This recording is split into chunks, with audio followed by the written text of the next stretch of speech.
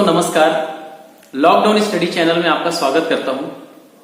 आज हम बात करने वाले हैं इतिहास के एक बहुत ही महत्वपूर्ण पृष्ठभूमि पर जो आज की इन परिस्थितियों को जन्म दिया है।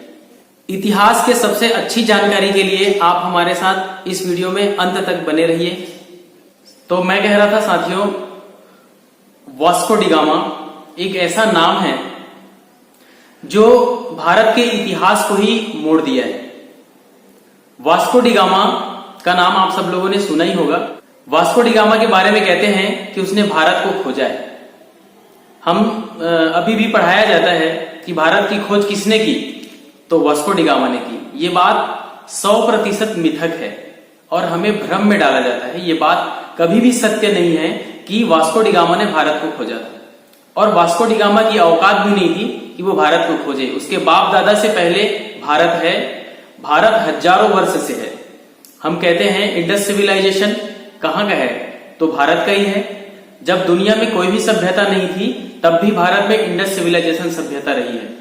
और सिर्फ सभ्यता रही नहीं है, हमारा आर्थिक क्रांति भी जबरदस्त था। हमारा जो इकोनॉमी था, हम पूरे विश्व में बैलेंस ऑफ पेमेंट हमारे फेवर में था, हमारे प्लस में था।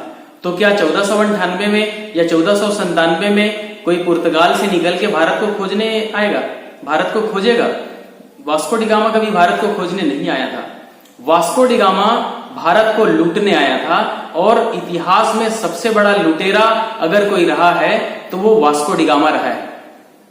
वास्को डी गामा पुर्तगाल का रहने वाला एक व्यक्ति था। उसके पिताजी वहां के राजा के एक योद्धा थे जो समुद्र किनारे इन लोगों का बासिंदा था, और समुद्र के किनारे आने जाने वाले सारे पोत को ये लोग लूटने का काम करते थे।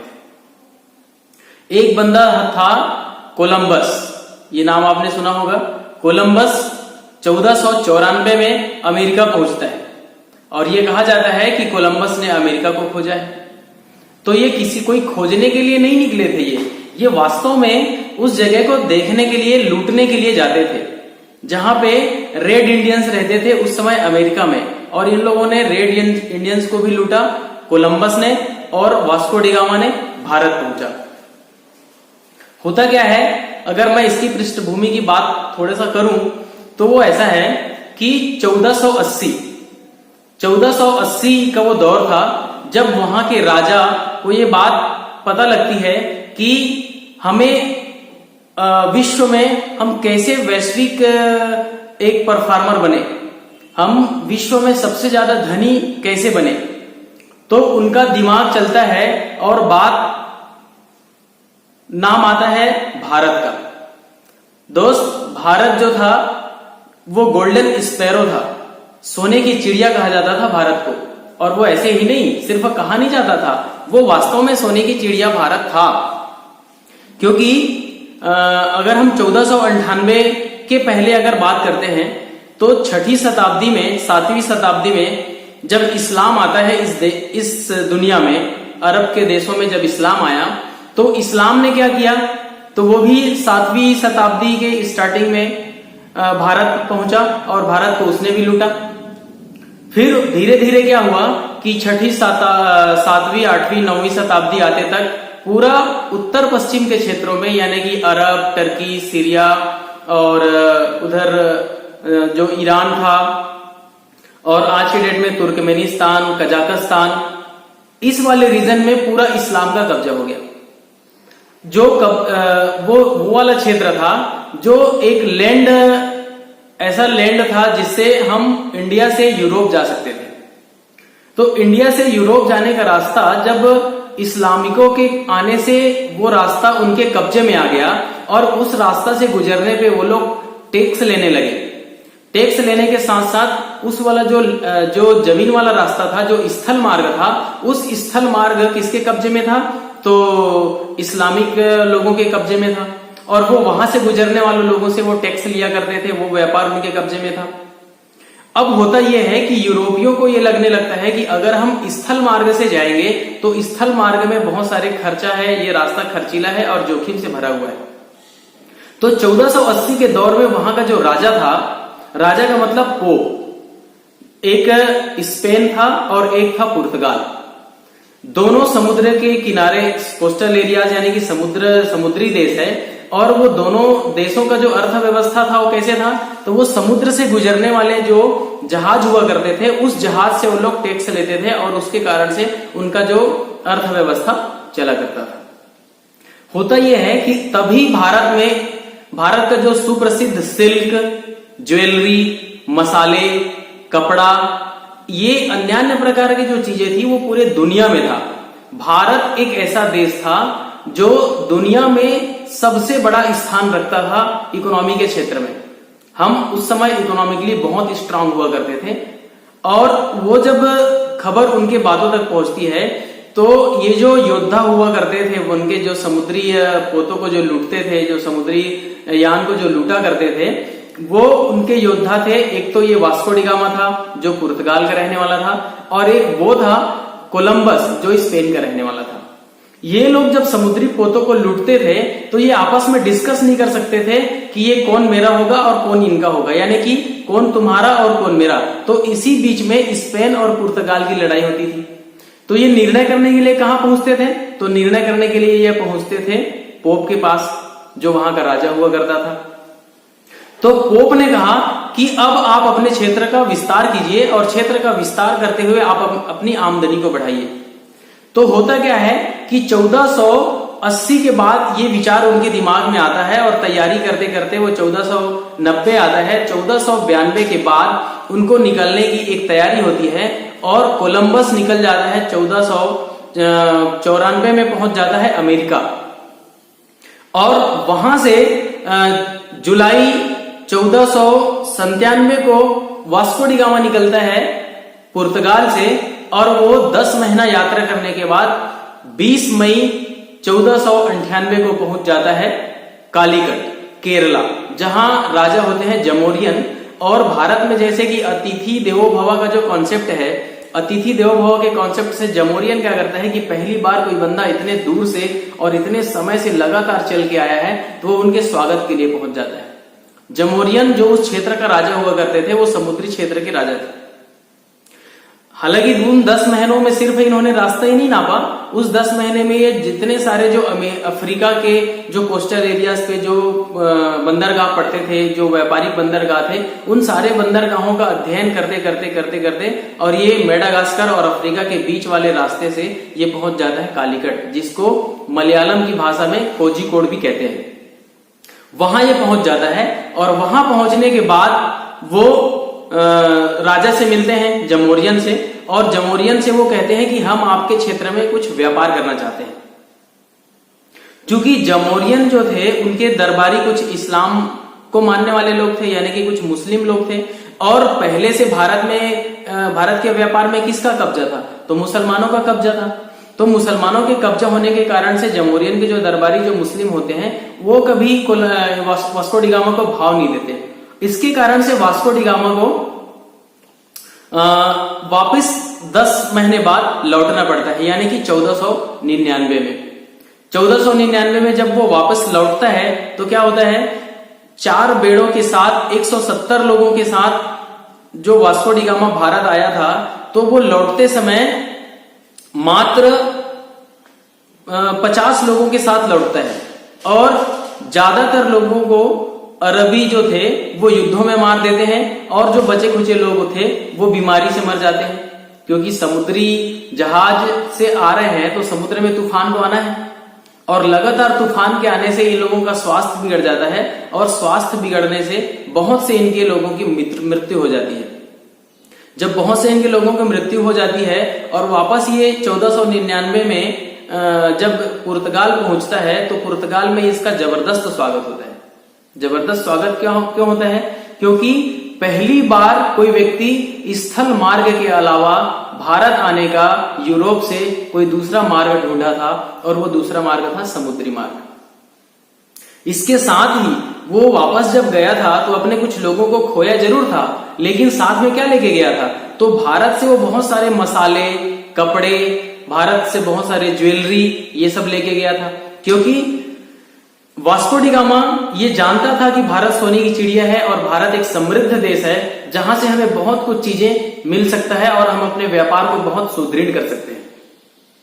लेकिन यहाँ पे इस्लाम के कब्जा होने के कारण से वो ज्यादा दिन तक यहाँ रह नहीं सका था और लगभग 1 साल ही रहने के बाद वो वापस लौट गया था।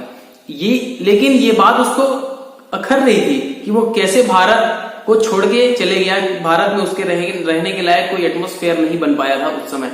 वो वापिस 1502 में फिर से भारत आता है और फिर से जब वो भारत आता है तो जिस जमोरियन ने उसका स्वागत किया था, जिस जमोरियन ने उसको रहने के लिए स्थान दिया था, जिस जमोरियन के चलते ही उसने भारत पे अपना पैठ जमाया था, उसी जमोरियन को मार देता है और वो वापस कालीकट में अपना राज्य स्थापित कर लेता है।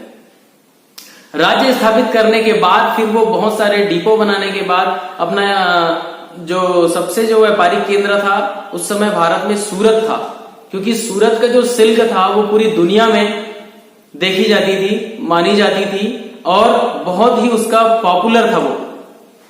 उस सूरत में भी इन लोगों ने अपना पैठ बनाया और गोवा को इन्होंने सबसे बड़ा अपना केंद्र बनाया। गोवा में क्या हुआ कि गोवा जो आज भी पुर्तगाली संस्कृति देखी जाती है, गोवा में सबसे ज्यादा पुर्तगाली ही रहते थे, क्योंकि वो वास्को डी गामा ही था जो पहला पुर्तगाली था और वास्को डी गामा के आने के बाद बहुत सारे लोगों का आना शुरू हुआ। 1498 में पुर्तगाली आने के बाद 1600 में ब्रिटिशर्स आए, फिर 1605 में आयरलैंड और हॉलैंड से डच आए, फिर 1616 में डेनमार्क आए और 1664 में फ्रांसीसी आए। इस प्रकार से यूरोपियों का आने का सिलसिला शुरू होता है। अगर ये जो वास्को डी गामा है ये भारत नहीं आता और भारत के लिए समुद्री रास्ता अगर ये नहीं खोजता तो शायद आज भारत का स्वरूप अलग होता। ये जो वॉरियर्स थे, समुद्री जो योद्धा थे, ये कोई दार्शनिक नहीं थे, ये कोई वैज्ञानिक नहीं थे और ना ही कोई खोजी प्रवृत्ति के थे। इतिहास में हमें ये बताया जाता है कि वास्को डी गामा जो था वो भारत को खोजा था, वो खोजी प्रवृत्ति का था, वो खोजी नाविक था, कोई वैज्ञानिक था, कोई साइंटिस्ट, ऐसा कुछ भी नहीं था। वास्को डी गामा और कोलंबस ये दोनों सबसे बड़े लुटेरे थे। ये किसी धन के एवज में कितने सारे लोगों का खून कर सकते थे, किसी को भी मार सकते थे। जैसे कोलंबस ने क्या किया, कोलंबस ने अमेरिका गया और अमेरिका जाने के बाद ये लोग भर भर के वहां से नौका से भर भर के इन्होंने धन लाया और उस धन के बदले में इन्होंने हजारों रेड इंडियंस का इन्होंने कत्ल किया। यानी कि आज जो अमेरिका खड़ा है वो हजारों रेड इंडियंस के रक्त रंजित जमीन पे आज अमेरिका खड़ा है। वहां पर भी अमेरिका बहुत सुदृढ़ था। वैसे ही सबसे बड़ा इकोनॉमी हमारे भारत का था। भारत सोने की चिड़िया ऐसे ही नहीं कहा जाता था, गोल्डन ऑफ स्पैरो। तो भारत के ऊपर एक तो अरब में इस्लामिक कंट्रियों का नजर पड़ा और जो 7वीं शताब्दी में मोहम्मद बिन कासिम, फिर गौरी, फिर अन्य लोगों ने लूटा। उसके बाद जो 15वीं शताब्दी के अंतिम वर्षों में यानी कि 1498 के बाद फिर 15वीं शताब्दी के जो शुरुआती वर्षों में ये यूरोपियों का जो नजर पड़ा भारत के ऊपर, वो भारत को इन लोगों ने भी मन भर के लूटा। इतने सारे इन्होंने भर भर के पोतों से और नौका से गए कि ये जो वास्को डी गामा आया था तो खुद 170 लोगों को लेके आया था। अगर ये खोजी प्रवृत्ति का होता, अगर ये वैज्ञानिक होता, साइंटिस्ट होता और अगर ये वास्तव में भारत को खोजने के लिए निकलता तो 170 लोगों की फौज लाने की इनको जरूरत क्या थी और 4-4 पोतों में आने की इनको क्या जरूरत थी। ये तो कैसे भी आते, जैसे इसके पहले फायान और वेनसांग आए थे। फायान और वेनसांग ने यहाँ से कुछ लूट के नहीं लेके गए, बल्कि उन्होंने यहाँ से लेके गए तो उन्होंने इंडियन कल्चर को एडॉप्ट करके गए और इन्होंने दुनिया भर में बताया कि भारत कितना महान है, भारत की जो सभ्यता है वो कितनी गौरवशाली सभ्यता है। लेकिन वास्को डी गामा जो भारत आया वो सिर्फ और सिर्फ लूटने के नाम से आया, क्योंकि भारत का जो गौरव गान था ये यूरोप तक पहुंच चुका था और यूरोप के लोग जानते थे कि आज अगर हमें विश्व में सबसे ज्यादा शक्तिशाली बनना है तो हमें अपने व्यापार को मजबूत करना पड़ेगा और व्यापार को मजबूत करने के लिए हमें भारत से जुड़ना पड़ेगा, भारत को लूटना पड़ेगा। भारत की सभ्यता कैसी थी, तो भारत में बाहर से आए हुए लोगों का बहुत सम्मान होता था। भारत में अतिथि देवो भव का कॉन्सेप्ट होता था, इसलिए तो जमोरियन ने उसका स्वागत करने के लिए गया। लेकिन जमोरियन को उसने क्या दिया? जमोरियन को उसने बदले में मौत दिया, जमोरियन को लोगों को उसने मारा और अंत में जमोरियन को ही मार दिया और उस कालीगढ़ में राज किया। तो इस प्रकार से वास्को डी गामा और इन पुर्तगालियों की कहानी है। बाद में इन लोगों ने क्या किया, तो गोवा में अपना साम्राज्य खड़ा किया और 15वीं शताब्दी 15वीं ईस्वी के बाद इन लोगों ने क्या किया, तो सती प्रथा को इन लोगों ने बैन किया। और सती प्रथा को क्यों बैन किया, तो ये इंडियन जो महिलाएं थी, भारतीय जो महिलाएं थी, इन लोगों से इन्होंने विवाह स्थापित किया और विवाह करने के बाद ये आते थे अकेले और यहाँ विवाह करते थे और यही ये लोग पुर्तगाली सभ्यता को जन्म देना शुरू कर दिया। पुर्तगालियों को इन्होंने पुर्तगाली संस्कृति को इन्होंने यहाँ पे पनपाना शुरू कर दिए। और गोवा में क्या है, आज सबसे बड़ा चर्च है। यानी कि 7वीं शताब्दी में भारत इस्लामिक आक्रमणों को झेला और 15वीं शताब्दी के लास्ट में और 16वीं शताब्दी के शुरुआत में हम क्या झेल रहे हैं, तो हम यूरोपीय आक्रमण को झेल रहे हैं। वो तलवार लेके यहाँ पे आए और ये तराजू लेके यहाँ पे आए। वो युद्ध करके और गर्दन पे तलवार रख के हम लोगों को इस्लाम स्वीकार करवाते थे और ये व्यापारिक दृष्टि से अपने आप को मजबूत करके, स्ट्रांग करके ये हम लोगों को धर्मांतरण करवाते थे, हमें ही प्रलोभन देते थे, हमारे ही बहु बेटियों के साथ, बहनों के साथ ये विवाह करते थे और ईसाई बनाने का इनका प्रक्रिया शुरू होता था। तो इस प्रकार से वास्को डी गामा और सारे पुर्तगाली, डच, डेनिश और ब्रिटिशर्स, फ्रांसीसी जितने सारे लोग आए, वो क्या करने के लिए आए, तो भारत की संपन्नता को, भारत की समृद्धता को इन्होंने छीनने के लिए और लूटने के लिए आए।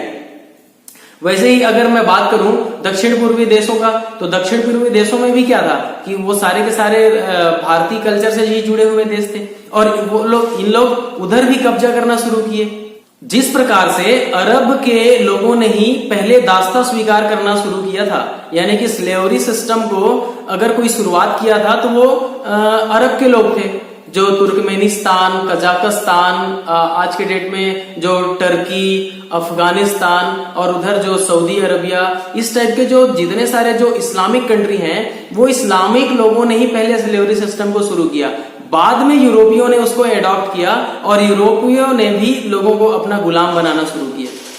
फिर क्या होता है कि तीसरा बार वास्को डी गामा फिर से भारत आता है और वो आता है 1524 में, जब वो वायसराय बन के आता है। हालांकि वो ज्यादा दिन तक यहाँ रह नहीं पाता, फिर उसका मलेरिया के कारण से 1524 में ही वो मर जाता है। और 1524 में जब वो मरता है, फिर बाद में 1539 में उसके कुछ जो अस्थियां वगैरह या जो भी उसका जो अवशेष बचे, उसको वापस यूरोप ले जाया जाता है।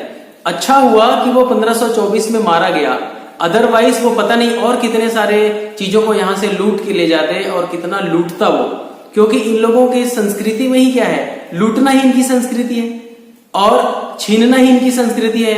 कत्लेआम मचाना, लूटना, पीटना, मारना और भारत की ही चीजों को ले जाके आज वो समृद्ध होना। अगर आप 13वीं 14वीं शताब्दी के अगर यूरोप के बारे में आप पढ़ेंगे तो यूरोप कोई धनी देश नहीं था, यूरोप कोई सभ्यता ऐसी नहीं थी कि आज जो यूरोप है।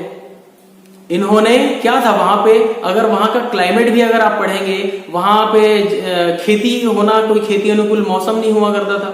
और भारत कैसा था, तो भारत तो आज से ही नहीं, सदियों से, हजारों साल पहले से हम मैं फिर से बताऊंगा कि इंडस सिविलाइजेशन से ही हम इतने ज्यादा समृद्ध थे। तो पूरी दुनिया में अगर सबसे बड़ा कोई बैलेंस ऑफ पेमेंट जिसका होता था आर्थिक क्षेत्र में, तो वो भारत का था, क्योंकि भारत में ही सबसे पहले हम एग्रीकल्चर और पशुपालन को शुरू किया था और यहाँ एग्रीकल्चर होने के कारण से ही हम सरप्लस प्रोडक्शन दे पाते थे और सरप्लस प्रोडक्शन के कारण से ही हमारा दुनिया के बाजार में हमारे सामान बिकते थे और हम दुनिया के बाजार में सामान बेचने के कारण से ही दुनिया की करेंसी हमारे पास होती थी और हम इतने ज्यादा समृद्ध होते थे। तब जाके भारत सोने की चिड़िया बना था। लेकिन लोगों ने उसी सोने की चिड़िया पे ऐसा नजर डाला कि उसको लूटने पाटने के बाद, इतना कुचक्र चलाने के बाद भारत को गुलाम किया और भारत 200 साल अंग्रेजों के गुलाम हुए, फिर भी हमारी संस्कृति बची रही और आज हम फिर से दुनिया में विश्व गुरु होने के लिए आज जद्दोजहद से जूझ रहे हैं। ठीक है दोस्तों, तो आज इतना ही। हम अगले वीडियो में एक अगली घटना के साथ फिर मिलेंगे, तब तक के लिए नमस्कार, धन्यवाद।